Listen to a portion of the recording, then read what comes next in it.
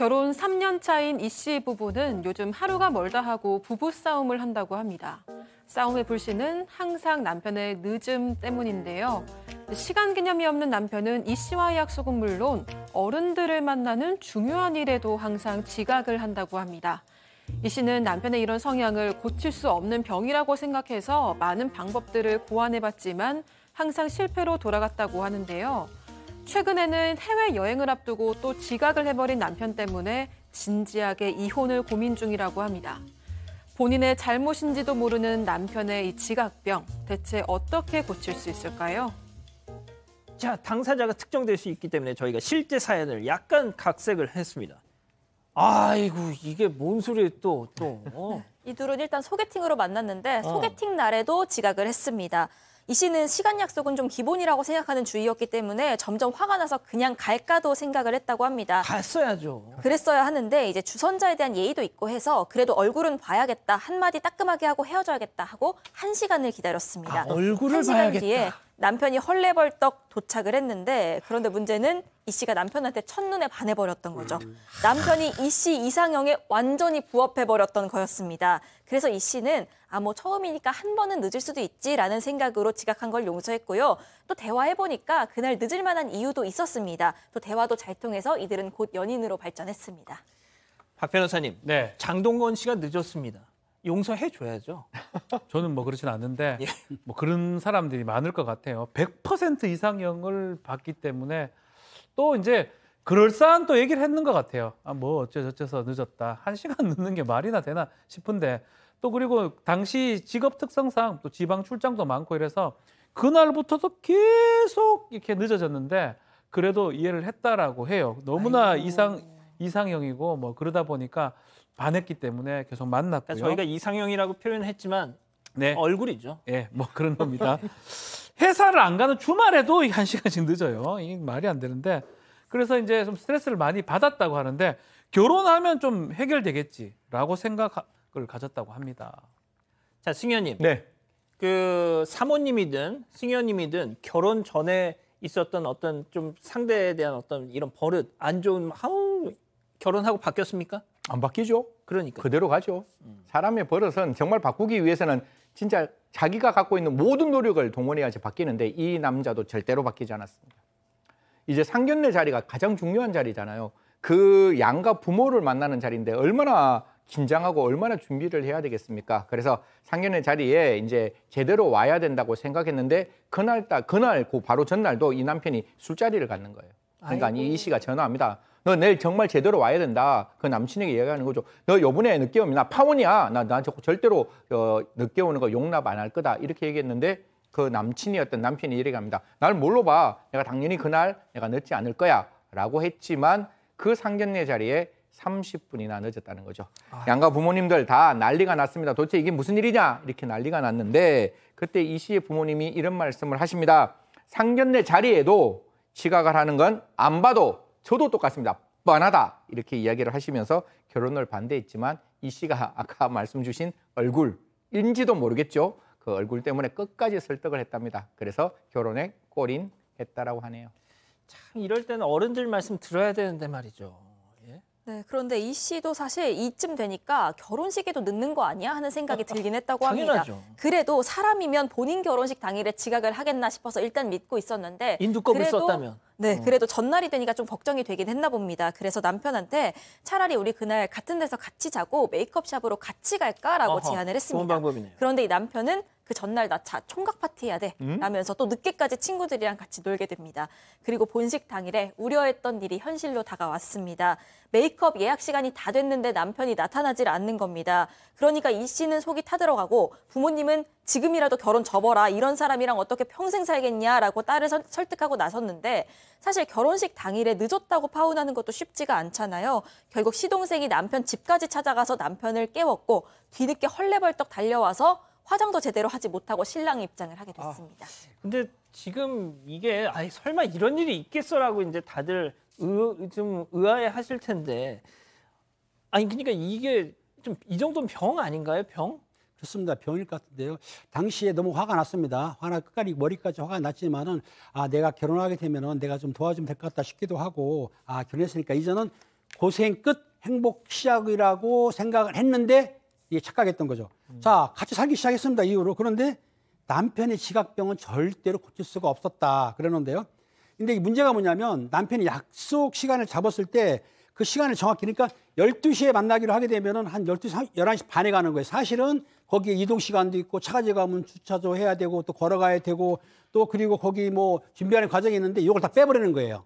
그렇기 때문에 시간이 항상 지각하는 것도 문제가 있는 게 뭐냐면 꾸물거린다는 거예요. 꾸물거리는 사람이 있습니다. 그러니까 약속 시간 30분이 남아있는데 겨우 일어나가지고 양치하고 씻고 세수하고 꾸물꾸물하니까 복장이 터지는 거죠. 입장에서 힘들었었는데 그러니까 어찌됐든 부부 동반 모임이 있어도 항상 지각을 했고 더군다나 시부모가 이제 약속하지 않습니까? 오라고 그럼 며느리 빨리 가야 되잖아요. 근데 이 남편이 안 가니까 이런 상황이니까 항상 늦게 가는 거예요. 그러니까 시부모한테 보기 안 좋고 이런 남편을 고칠 방법이 좀 필요한 방법이 있긴 있는데 나중에 공개하죠. 예. 진짜요? 그 막 때리는 거 아니죠? 아닙니다. 자, 이 박 변호사님. 네. 그런데 이제 이 아내분은 일단은 알고도 일단 결혼을 했어요. 고칠 수 있겠지. 그렇죠. 예. 자, 근데 보통 이게 약간 평강공주도 바보 온달 내가 잘 만들어 볼 거야. 이래서 결혼한 거 아닙니까? 그렇죠. 뭐 여러 가지 방법들을 좀 썼던 것 같아요. 좀 딱 떠오르는 게 1시간 일찍 이제 하면 어차피 1시간 맞출 거 아니냐.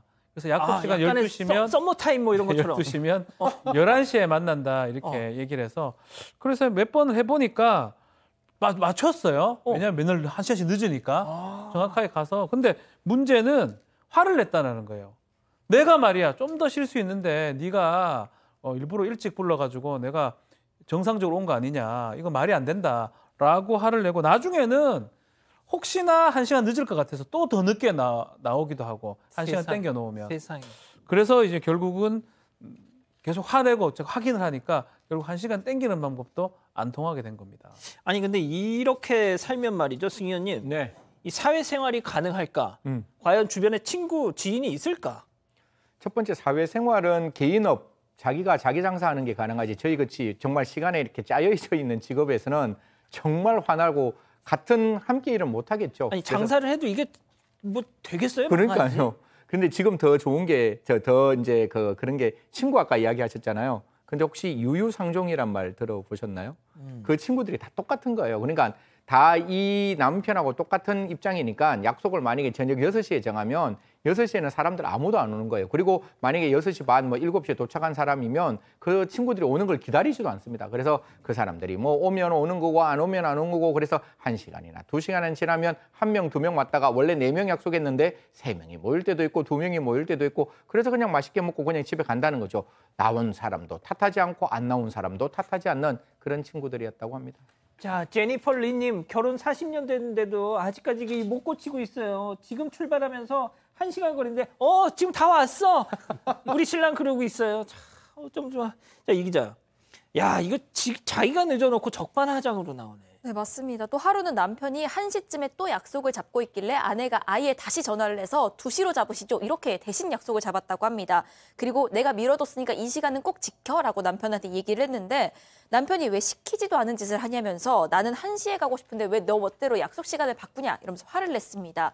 그래서 이 씨가 네가 1시까지 가려면 11시부터는 준비를 시작해야 하는데 오전에 꾸물거리다가 절대 11시에 준비 안 할 거 내가 안다. 그러니까 꾸물거릴 거 다 꾸물거리고 12시부터 준비 시작해서 2시에 도착하게 하려고 내가 이렇게 말을 한 거다라고 설명을 했습니다. 그랬더니 남편이 일어나지도 않은 일인데 왜 멋대로 생각해서 나를 무시하냐면서 분노를 하기 시작합니다. 결국 남편 뜻대로 약속은 다시 1시로 당겨졌고요. 역시나 2시에 도착을 했습니다. 아니 이거 이러면 직장을 다닐 수 있고 아까도 말씀드렸지만 직장 생활이 가능하냐 아니면 또 친구 관계 이거 장사도 문제일 것 같고요. 그러니까 문제는 남편이 이제 회사 다닐 때도 매일 지각을 했다는 겁니다. 그러다 보니까 회사에서 이게 문제가 되지 않습니까? 그러니까 동기들보다도 승진을 못했고 또 자꾸만 지각하니까 안 좋은 부서로 발동도 됐고 또 그리고 계속 지각하니까 실적도 당연히 떨어지는 거죠. 그럼요. 그러니까 이 남편이 제가 보기에 이제 자의반 타의반으로 회사를 그만둔 것 같아요. 그런데 생활을 해야 않습니까? 그러다 보니까 제빵사 자격증을 땄다는 겁니다. 그것도 빵집을 열었습니다.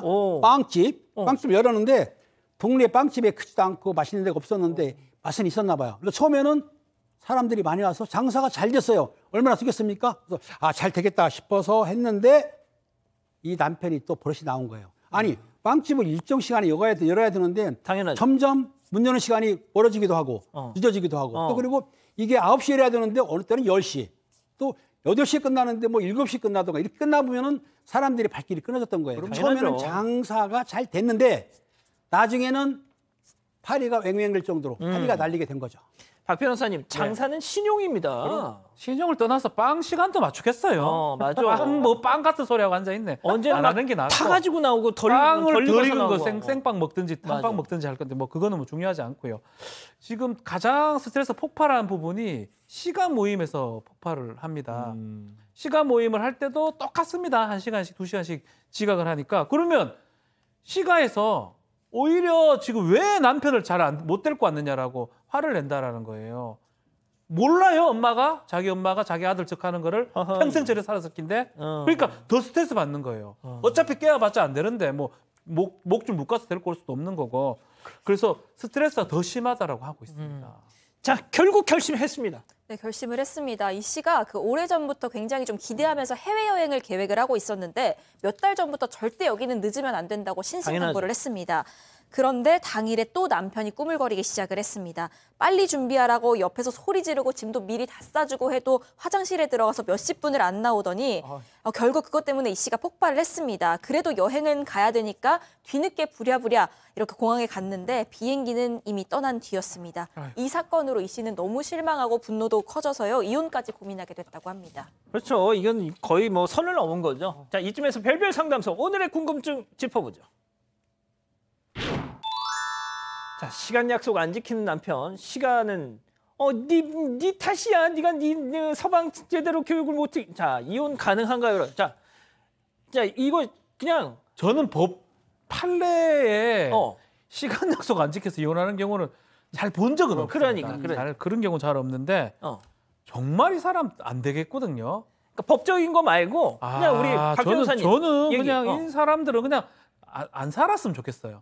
진짜? 이렇게 계속하면 남한테 피해를 주는 거예요. 배려심 1도 없는 거고 자기밖에 모르는 거고 왜 이래 인생 이렇게 삽니까? 그냥 계속 집에 있어요. 나오지 말고 약속 잡지 말고.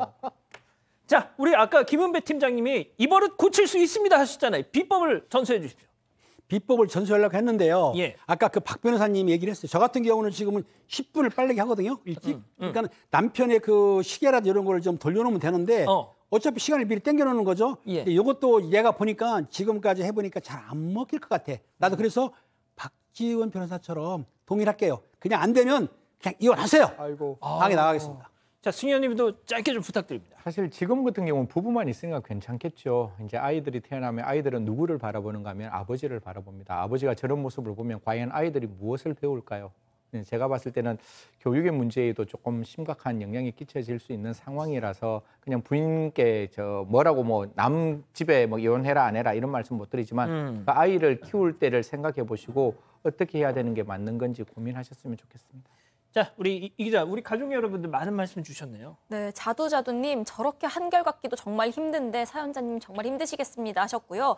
JHW님 사연자분 정신 차리세요. 나중에 출산할 때 병원도 아기 다 낳고 늦게 올 거예요 하셨습니다. 오죽하면님 복장이 터지네요. 왜 우리 아들 보는 것 같죠? 우리 아들은 혼자 살라고 해야겠다. 이런 말씀 주셨고 김민정님 시어머니도 못 고친 걸 왜 며느리가 챙겨야 합니까? 이런 의견 주셨습니다.